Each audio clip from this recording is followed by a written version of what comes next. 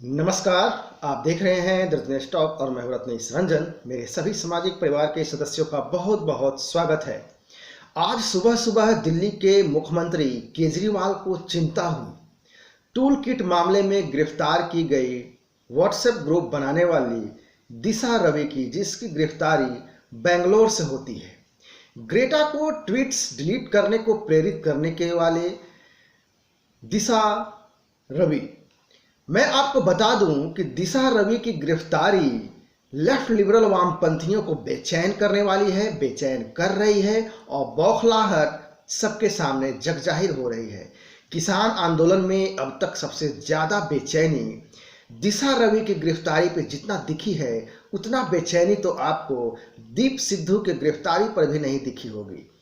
21 साल की दिशा रवि ने आखिर ऐसा क्या किया, क्या कर दिया था? प्रियंका वाड्रा उर्फ इंदिरा की नाक वाली ने कहा कि 21 साल की एक निहत्थी लड़की से डर गई पुलिस वाली सरकार। अब ऐसे पप्पू की बहन और इंदिरा की नाक वाले को क्या कहा जाए कि अजमल कसाब भी 21 साल का था, बुरा हुआनी भी 21-22 साल का था, लेकिन अजमल कसाब ने क्या किया, बुरा हुआनी ने क्या किया, यह देश ने देखा है, दुनिया ने देखा है।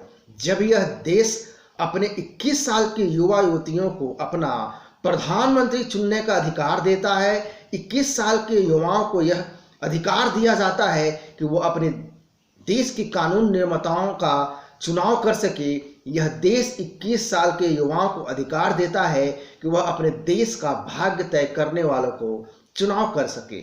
मतलब कि 21 साल का युवक यह तय करता है कि देश की सत्ता और सरकार किसके हाथ में होगी। तो फिर 21 साल का यह जो नैरेटिव सेट किया जा रहा है, यह भी समझना पड़ेगा आपको कि किस तरह से लेफ्ट लिबरल वामपंथी टुकड़े टुकड़े गैंग एक युवक जिसकी आयु 21 वर्ष है, वह मासूम बताया जा रहा है आपको कि कम आयु का युवक है, उसको कैसे गिरफ्तार किया जा सकता है। इसके साथ ही साथ 21 साल के युवक अजमल कसाब ने दुनिया दहला देने वाले हरकतें करी, जो कि पूरी दुनिया ने देखा है। बुरा हुआनियों को देखा है, जेएनयू में भारत तेरे टुकड़े होंगे गैंग को देखा है, जो सभी 21-22 साल के आयु के थे। आज हम कोशिश करेंगे कि केजरीवाल ने जो दांव खेला है उसके क्या मायने हैं। जब वह ट्वीट पे लिखता है कि 21 साल के दिशा रवि को गिरफ्तारी लोकतंत्र की हत्या है, यह अपने आप में बहुत गहरा षड्यंत्र, बहुत बड़ा दांव लिए हुए है, जो कि मैं इसका विश्लेषण आज मैं इस वीडियो में करने जा रहा हूं। एक ऐसा व्यक्ति जो अन्ना आंदोलन को हाईजैक करके राष्ट्रवाद को भुना करके नेता बनता है, करप्शन के आरोप को जिन जिन नेताओं पर लगाता है, आज उन्हीं के साथ खड़ा होता यह दिखता है। आप सभी ने गौर किया कि दिल्ली के अंदर रिंकू शर्मा की मुस्लिम युवकों द्वारा उसके घर में, रिंकू शर्मा के घर में घुसकर रिंकू के परिवार के सामने उसको छुरा घोंपकर हत्या कर दी जाती है।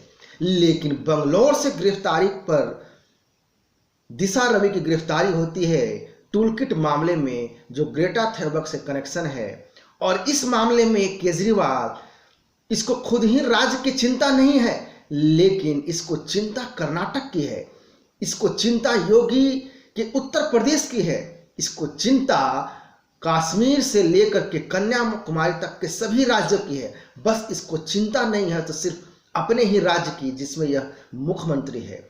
लेकिन बच्चों को अपने खुद के अपने बच्चों की कसम खाकर कहने वाला कि सरकारी आवास में नहीं लेगा, बंगला नहीं लेगा, गाड़ी नहीं लेगा, कोई सरकारी सुविधा नहीं लेगा, लेकिन आज सुविधाओं से लैस है, अपने विधायकों की सैलरी बढ़ाता है, साथ में यह भी कहता है कि अपराध प्रवृत्ति के लोगों को पार्टी में शामिल नहीं करेगा। लेकिन इसकी बेशर्मी की प्रकाष्ठा देखिए कि राज्य का कानून मंत्री केजरी एक अपराधी को ही बनाता है, सोमनाथ जिसका नाम है। प्रियंका वाड्रा, चिदंबरम या अन्य नेताओं के ट्वीट्स ज्यादा उससे ज़्यादा जो है केजरी का ट्वीट्स मायने रखता है। विश्लेषण मैं इसी का करूंगा, क्योंकि अन्ना आंदोलन से निकलने वाला नेता ऐसे ट्वीट किया तो आखिर क्यों किया?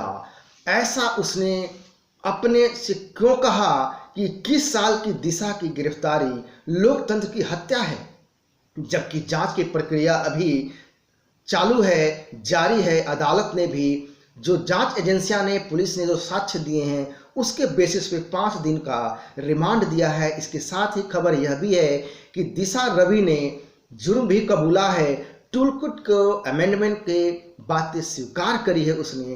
क्या केजरीवाल ने कोई बड़ा दांव चला है, या फिर कहीं ऐसा तो नहीं कि यह ट्वीट जानबूझ करके करवाया गया है? इसे भी समझना होगा, ताकि यदि पंजाब में आम आदमी पार्टी की जमीन मजबूत करनी है तो दिशा के पक्ष में उतरना ही पड़ेगा, क्योंकि पंजाब में आम आदमी पार्टी की वजूद को बनाए रखना है। क्योंकि खालिस्तान समर्थक का एक वर्ग पंजाब में वासिंदा है, वहां रहता है। केजरीवाल के जो सपोर्टर रहे हैं पंजाब में, ऐसा माना जाता रहा है कि कनाडा से भी वहां पर सपोर्ट है, इसमें भी कोई दो राय नहीं है। अब आप गौर करें कि दिल्ली का सीएम रहते हुए रिंकू शर्मा की हत्या पर चुप्पी साधता है मुसलमानों द्वारा, जहां घर में घुसकर चाकू घोंपा जाता है परिवार वालों के सामने।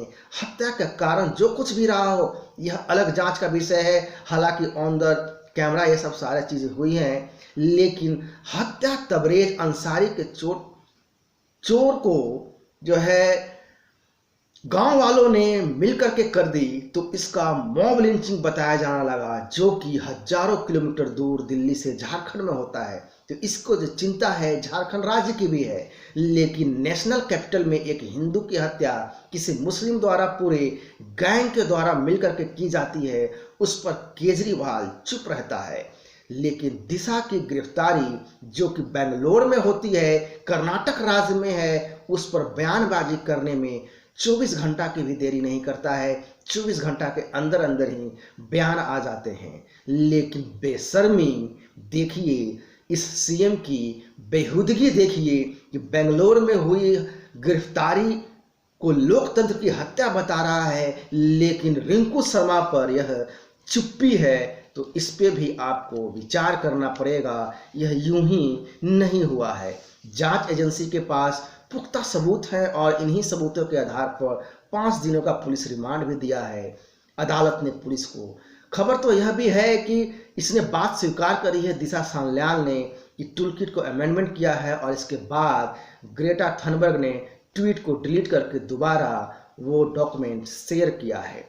आप यकीन मानिए कि दीप सिद्ध सिर्फ एक जो है दीप सिद्धू की जो गिरफ्तारी हुई है, दिल्ली हिंसा में लाल किला पर जो उपद्रव हुआ, राष्ट्रीय ध्वज का अपमान हुआ, उसमें यह सिर्फ एक छोटा मोहरा है, हाथी का दांत है।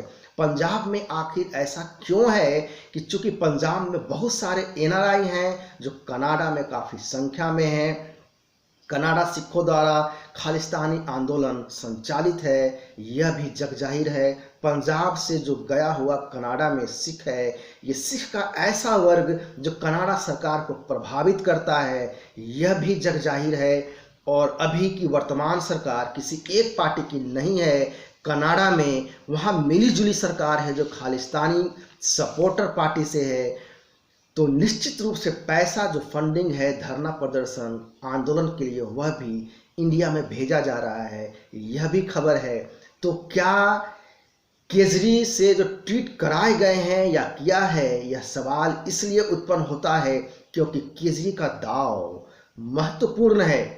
एक समय में केजरी के घनिष्ठ मित्र रहे कुमार विश्वास के वीडियो काफ़ी समय पहले वायरल भी हो चुके हैं, जिसमें कुमार विश्वास बताते हैं कि केजरी ने कहा था कि पंजाब का सीएम केजरी को बनना है, और इसके आगे कुमार विश्वास के अनुसार मनीष सिसोदिया को सीएम की कुर्सी दिल्ली का सौंपा जाना था।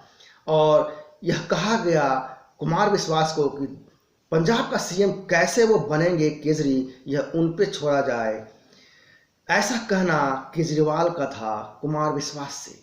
केजरीवाल को शुरुआत से ही एक फुल स्टेट चाहिए था, दिल्ली एक पूर्ण राज्य नहीं है, जिसकी वजह से उसको मौज मस्ती का मौका नहीं मिल रहा है, वह पावर नहीं मिल रहा है राज्य का सीएम होते हुए भी। चूंकि दिल्ली की पुलिस सेंट्रल गवर्नमेंट के अंडर में है, सेंट्रल गवर्नमेंट के कंट्रोल में है, तो जो पावर होनी चाहिए वो सीएम के पावर के तौर पे नहीं है, चूंकि पुलिस उसके हाथ में नहीं है, केजरी के हाथ में।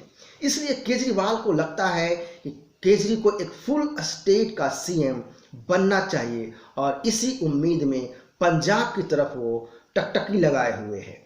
कई बार ऐसा होता है कि पॉलिटिकल अखाड़े में प्रतिद्वंदी आपको बुलाते हैं और जब आप डायरेक्टली इनडायरेक्टली जाते हैं तो आप फंस ही जाते हैं। लेकिन लोगों को समझ में आ रहा है कि रिंकू शर्मा पर चुप्पी और दिशा रवि की गिरफ्तारी पे हाय तौबा की जो नौटंकी है, ये जो गिद्ध दृष्टि है, वो क्या कहलाता है। ये दांव समझना होगा कि क्या एक नॉर्मल ट्वीट किया गया है केजरीवाल के द्वारा, कैसे सामान्य मान लिया जाए इस ट्वीट को।